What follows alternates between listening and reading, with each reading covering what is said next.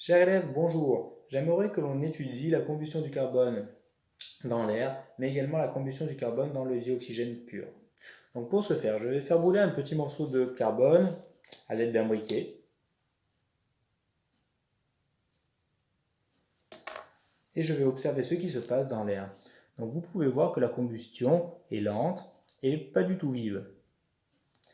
À présent, je vais remplir par déplacement d'eau un flacon de dioxygène et je vais observer cette même combustion à l'intérieur de ce flacon.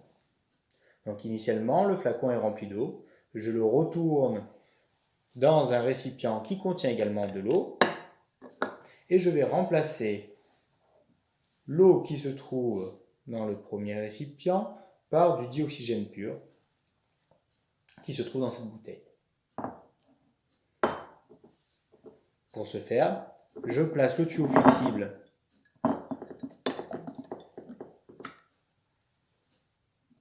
dans le récipient et j'ouvre la bouteille.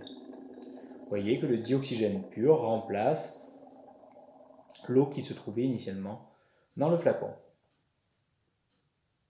Une fois le récipient plein de dioxygène,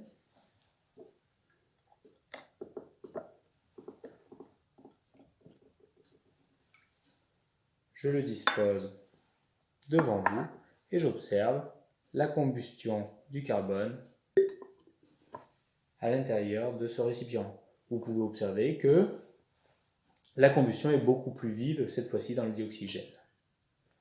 Le dioxygène est donc le gaz qui est responsable de la combustion.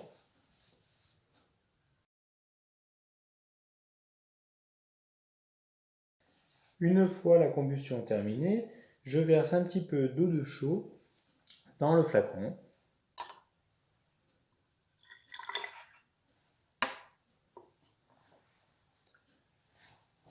J'agite et j'observe que l'eau de chaud s'est troublée.